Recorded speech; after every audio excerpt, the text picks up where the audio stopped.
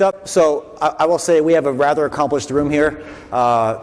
Everyone here has phenomenal talents, but this guy is always someone I've admired for what he's done. PhD in physics, just he can talk about Brownian motion and turn circles all flawlessly. And whether it be F-22, your data mass assignment, or DARPA, you always leave the place so much better than you showed up, and it's something I've always admired about you. So knowing that I have 4 girls, I'm very curious about what you're going to present here. And I'm also pleased. The floor is yours. Right on. Thanks, man. Well, good afternoon. Thanks for the opportunity to come out here and talk to you all. I think I'm going to start with a little disclaimer, and that is that although I'm the commander of Detachment 6 for Air Force Operational Test and Evaluation Center, none of the topics that I'm going to be discussing today are really under test by AFOTEC, nor by really much of the test community, and any appearance of that is simply an artifact of the position that I'm in. I will say that from the beginning of really since the Wright brothers' first flight, we've continuously learned more and more about the flight environment, and that has really helped to dramatically reduce the mishap rate. In the modern era, we've really experienced essentially a plateau, if you look at that horizontal shape to the line, and oftentimes the reason for this plateau is attributed to a residual human error that's causing further reduction in that process.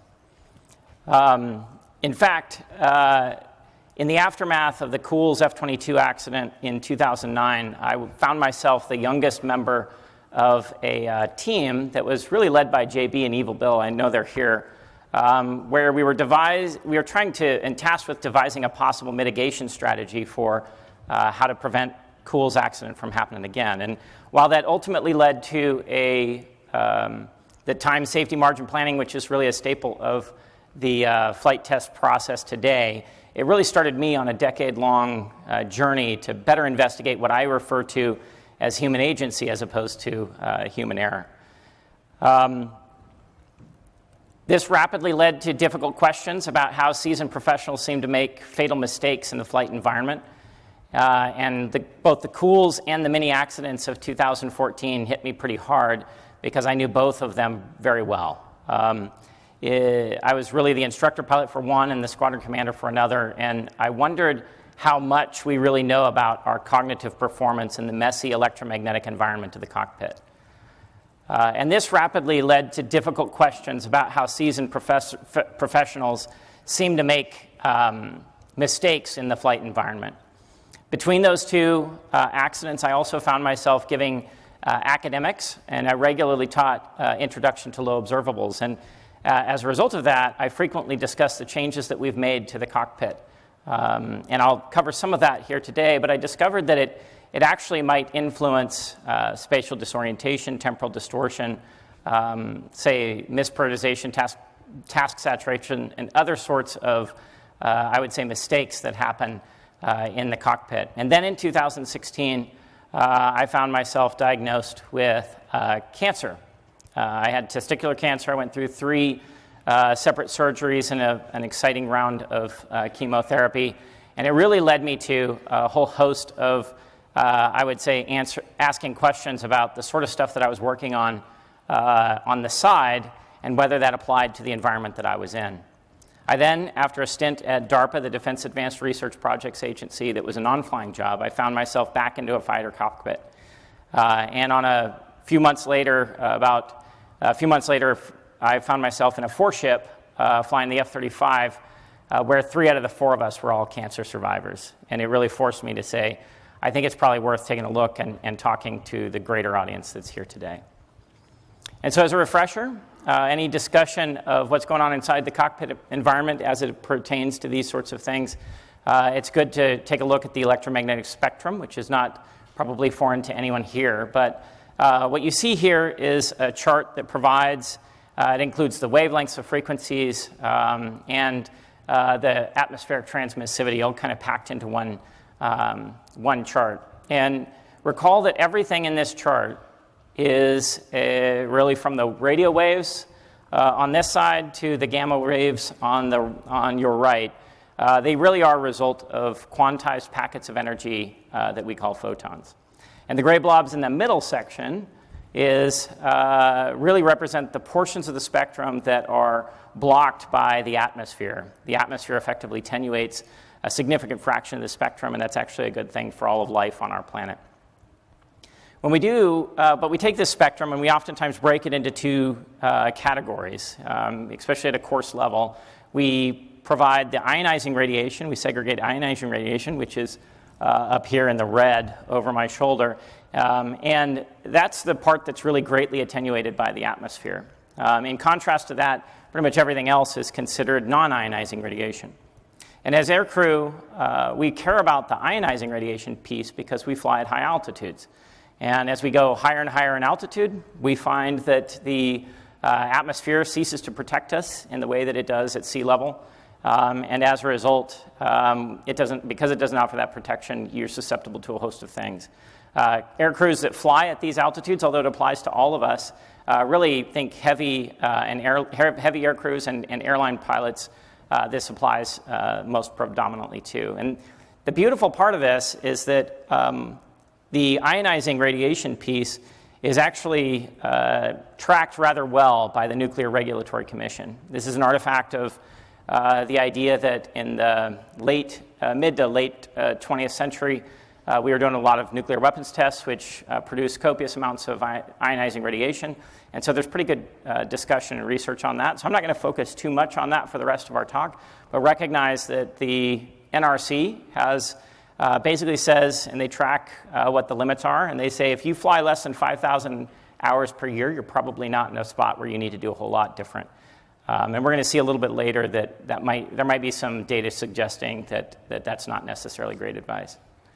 In contrast, the non-ionizing radiation piece is really predominantly, I would say, or dominated by onboard aircraft radars, such as those that you find in fighter aircraft. In fact, I put a couple of basic unclassified power and duty cycle numbers up there so that you at least give an idea of the sorts of emissions that are coming outside of or coming from within your aircraft.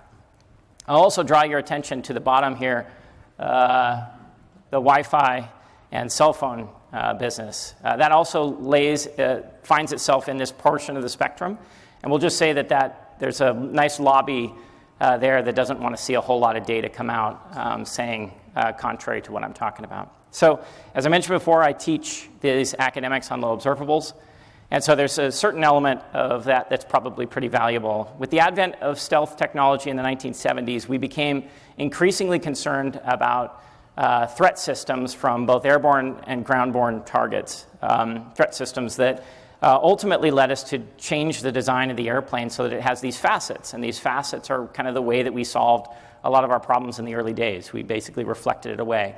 We also were concerned about retroreflections from cavities and corners, and those resulted in some screens that we put on the front of the intakes and the infrared targeting systems that are on the F-117. Now, the development, really the advancement of computers has allowed us to shrink those facets down so that these fifth-gen fighters take on the compound curvature that we're all familiar with. And as radar-absorbing materials advanced, we were able to take away those screens from the inlets, which obviously had a rather significant hit to the performance of the vehicle. But the problem of the cockpit cavity actually persisted. And so the aircraft really that were designed before the stealth revolution had this issue where the cockpit environment represented a retroreflection like you see here. And so what we end up finding, I'm going to go back one. What we end up finding is that retroreflector is a bad thing for a whole host of reasons. If you look at the bottom right corner of this chart, there's a seat there, and you look at there's a green line showing an incoming radiation from one particular direction. And then you'll notice that the red line is coming in from a different azimuth, but is also providing a maximal return. And this is part of the problem of these corner reflectors and cavities that present a challenge for fifth-generation airplanes, as well as the fourth-generation ones. Now, fortunately, there's a pretty easy fix to this. When I was a kid, my grandmother told me that if I was ever out in a thunderstorm, I should get inside a car. And that was certainly sound advice because of, just like you see in the video behind me, these people are completely unharmed when struck by lightning. However, my grandmother told me that the reason for that was because of the rubber in the tires. And on that point, she was absolutely wrong. It actually has nothing to do with the rubber in the tires, and it really has to do with the cage that the car basically forms around you. The lightning, which is an electromagnetic phenomena, seeks the path of least resistance, and so it travels through the cage or the frame of the car instead of through the air and the people that are inside. And so in a lot of ways, this is the solution to our problem. If you want to get another feel for it, this is a demonstration of a similar effect where this poor unlucky fellow drew a short straw and got into this cage. I noticed they didn't give him glasses because I would think it's probably pretty bright over there. But in this cage, we call it a conductive Faraday cage, and it does the exact same thing that we saw with the lightning, right? It conducts that electromagnetic energy around him, preserving him. And in fact, the screens that you saw on the F-117 picture I showed earlier are precisely this effect being taken on those airplanes. And so the answer is that if I can do that to the intakes, maybe I can do it to the cavity, the cockpit cavity itself. And so this trick does work well. In fact, it works so well that starting in the 1980s, we began making changes to these cockpit canopies by essentially baking in, almost literally baking in, a Faraday cage into the canopy itself. In each of these canopies, we deposit a very thin and delicate indium tin oxide conductive layer in that canopy that is optically transparent at the vast majority of angles, but every once in a while, you get an angle where the canopy actually looks metallic and reflective, which is what you capture here, and that's a rather distinctive gold tint. And it's easy to jump to the conclusion that this only applies to fifth-generation airplanes, but it turns out that it worked so well, and it was such an easy thing to do, and an easy retrofit that we put it into our fourth-generation aircraft. But here's the catch. If it's good at keeping threat and bad guys' radar systems out, it probably doesn't take a genius to figure out that it also keeps the radar that's coming from your own ship in. Now, most of the radar energy that we have from the radar is most deliberately being sent away from the aircraft, but a small amount of that leaks back into the aircraft, and it's in this case that we start to recognize a problem. In fact, the proximity to the radar, the power falls off with 1 over r squared, which is a rather familiar law. That proximity to the radar and the shape of the canopy, you can kind of see the corny ray trace that I made here to highlight that it's probably bad to be sitting there in the middle of that. In fact, I spent a lot of time in the F-16, F-22, and now in the F-35, and all of them have these particular features. This, in fact, is a picture of me on my Finney flight in the F-22, and when it comes down to it, most people are going to ask you when you bring this up, and when I bring this up, most people say, well, we don't really care, so what? And the reason why they say so what is that it's a non-ionizing radiation source. Each individual packet of photons energy does not have enough to liberate electrons and ionize the environment around it. That's the definition of this. And on that point, they are absolutely correct. The individual photon doesn't matter, but what those photons do in aggregate is they generate fields, and those fields do, in fact, have a very big impact on a whole host of things. That is your cognitive capacity as well as these long-term rates of cancer and that sort of thing, and that's what we're going to pull the thread on. Now, it turns out we know a lot about how animals interact with electromagnetic fields. In fact, from migratory eels and other fish species to insects and birds, many animals actually tap into the Earth's magnetic field to navigate from point A to point B, and sometimes they navigate thousands of miles. And it was only recently that some evidence began to surface that humans might have a similar type of an effect. In fact, we're learning that seeing the world through the eyes of a robin, like this guy here, would actually be a rather spooky experience. And that's because in the robin, they have a protein called cryptochrome, a photoreceptor called cryptochrome, which has a very interesting interaction inside their eye that allows them to virtually see the environment that they are in. They actually see the Earth's magnetic field. And this little clever trick of, I would say, quantum mechanics and biochemistry is something that was typically only thought of as being applied to animals.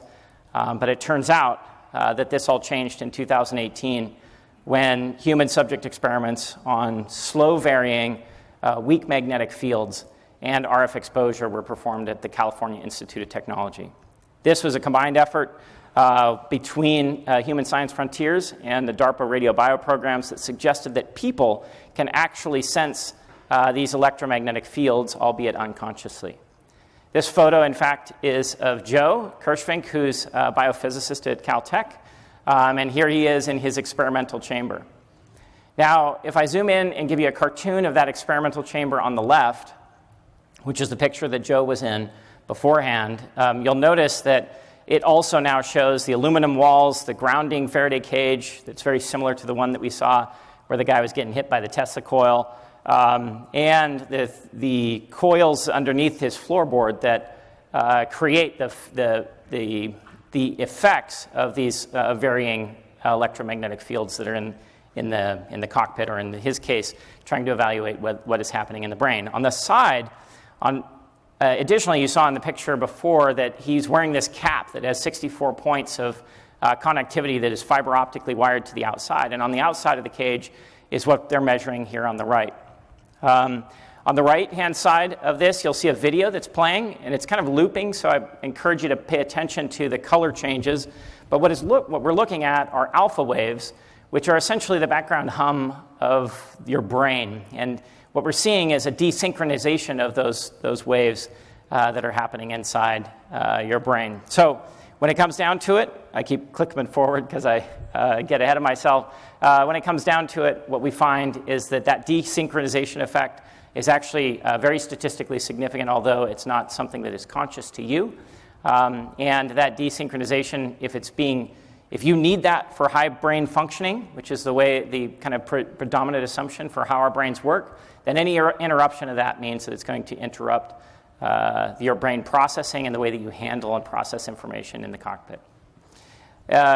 Although these are low intensity electromagnetic fields, there is quite a bit of data supporting or at least indicating what's happening on the high end of things. And on this high end of things, we have several problems. From BBC News in the public domain, we have some interesting reporting that's been recently called the Havana Syndrome because it really affected personnel from the Cuban embassy. And although these first results were published kind of slowly since 2016, in 2020 we recognized, or they started to project that it was actually expected that this might be a microwave source, an intense microwave source that's causing pain and a whole host of other challenges to the people that are there. This is actually a pretty big deal, and although it goes beyond the scope of the presentation here, it gives you an idea of the upper end of these sorts of what these fields can do.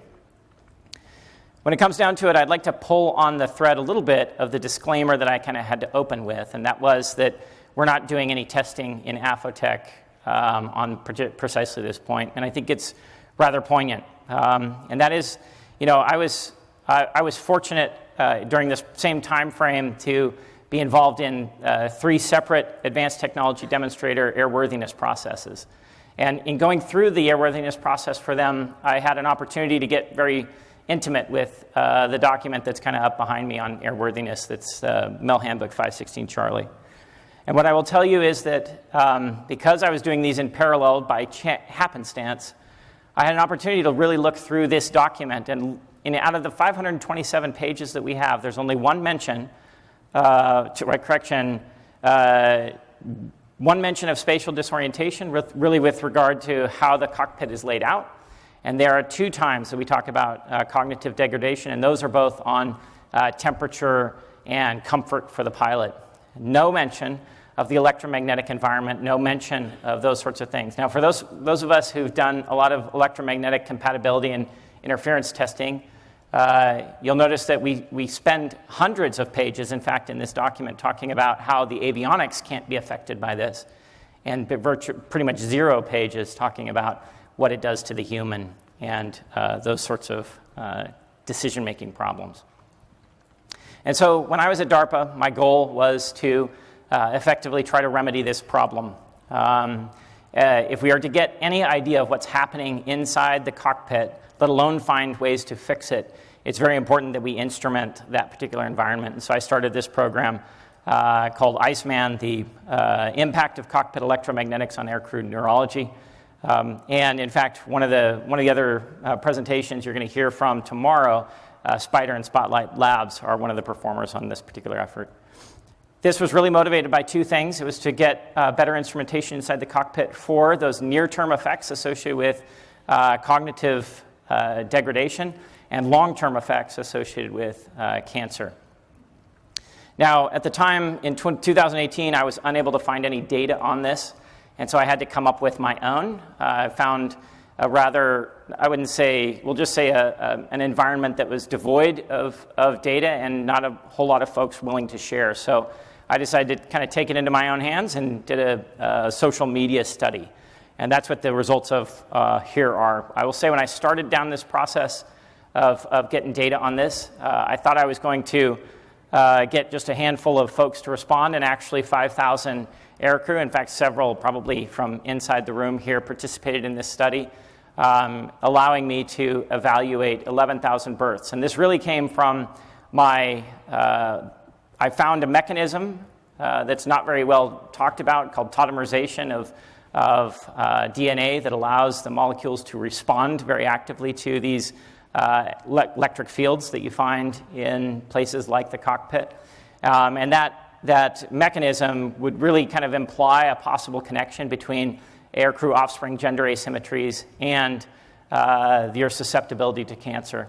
It also allowed me to hide a little bit of the reason for why the study is being done. Every survey that you do ends up having the challenge of being biased in favor of one particular thing. So by making this a survey that was led off as an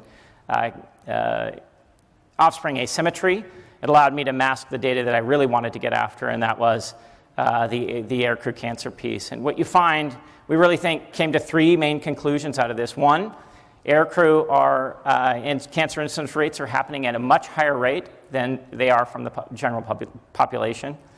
If you are on flying status, then you have a larger potential to have a daughter. And third, there is actually a correlation between your offspring gender and your preponderance or possibility of cancer later in life. So Rufus, you got 4 girls, and you're at the right age. The question is, how do you prevent and solve this particular problem? If you're interested a little bit more of, obviously with 5,000, it's not a massively statistically significant number, but it's enough to have draw some conclusions. And I'll tell you that every single different kind of cancer showed elevated rates. The actual numbers here I wouldn't really fight over, simply because the surveys inherently lack that ability to confidently say. But pretty much every single cancer showed an increased rate. You'll notice that skin cancer was the driving one, which really makes me question the Nuclear Regulatory Commission's limit of 5,000 hours per year, requiring some sort of change in what sorts of behaviors that you should have. Lastly, if we plot this on a familiar risk assessment matrix that is kind of another staple of the flight test process, it would really highlight that pretty much every aircrew, because they represent a higher risk population, is susceptible to these sorts of things and should elevate their profile so that they get it looked early.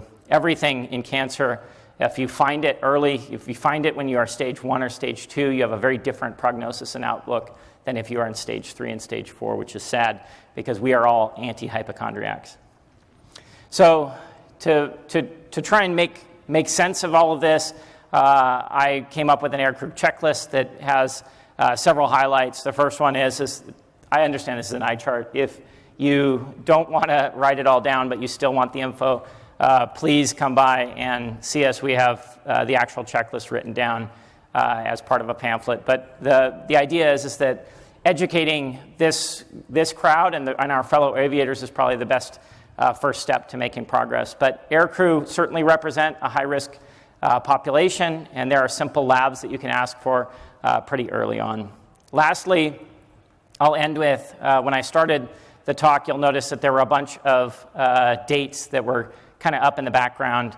And these are all people that I know of who we've lost to the impact of the cockpit environment due to these sorts of things. And this is all what has happened on my watch. These are very real people with very real lives and very real kids. And I would say aircrew reach out to us almost monthly because I'm a weird cat in that I talk about this sort of stuff more openly than most people do. And so we end up following them through the process. And whenever I follow somebody through this process, they go through a whole host of stages. But I will tell you that families, especially young families with people in their 30s and 40s, are not used to handling this sort of upset to their world that is normally conditioned to or normally focuses on people in their 60s and 70s. And so as a result of losing a good friend, that's who the picture was before, a wingman of mine from my days at Canon, after watching his family suffer through glioblastoma and go through end-of-life care and the funeral and the whole 9 yards, it really made us say enough is enough. And so we started a foundation to help aircrew who are suffering from these premature cancers. And if you're even remotely interested in getting more info on this, please feel free to drop by the booth. I've got a handful of these aircrew checklists at my table, and I thank you for your time.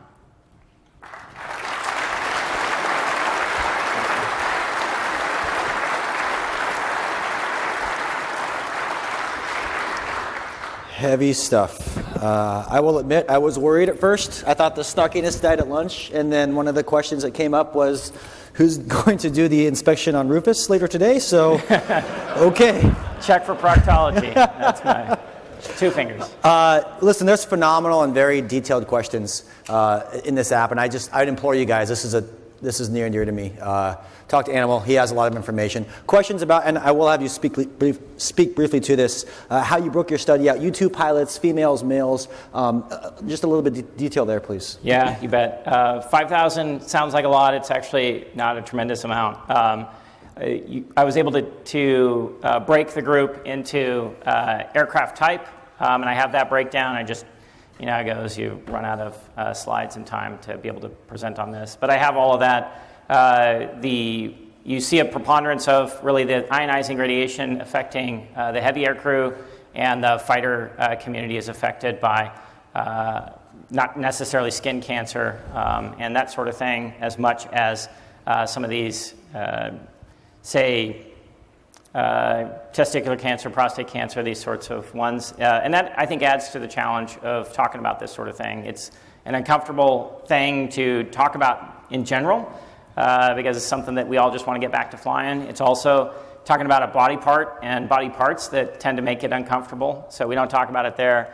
And lastly, I think when it comes down to all of these, it's talking about it and knowing that you're at a high risk is really the first big step that you can do. I would say listen to your spouse. Your spouse is going to be the one that notices these sorts of things early, especially if it's behavioral, not something that's external to your body. So think like a glioblastoma, basically a brain cancer or something like that. Your spouse is going to be the first one to notice, and listen to them when they say go to the flight doc. Right now we're trying to just educate flight docs on this sort of thing as well.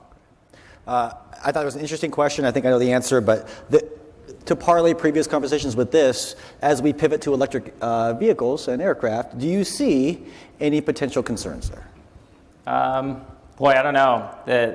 The electric vehicle piece, obviously it changes the electromagnetic environment in the cockpit, and given the dearth of information that we have on that environment, I would say let's take it one step at a time and start instrumenting the cockpits. That being said, a lot of the electric vehicle, it's hard for me to see electric vehicles with large onboard radar systems anytime soon. So I think most of your problem is really coming from that onboard radar system and flying high and long for high altitudes for long periods of time, like you see in the airlines. Last brief question: if Animal were king for a day, what would you do? What would be your next step if you had the power to make the change? Tinfoil underpants. No, I kid. I think if I were king for a day, the first thing I would do is ask you to tell your friends and dispel the myth that fighter pilots and really pilots in general are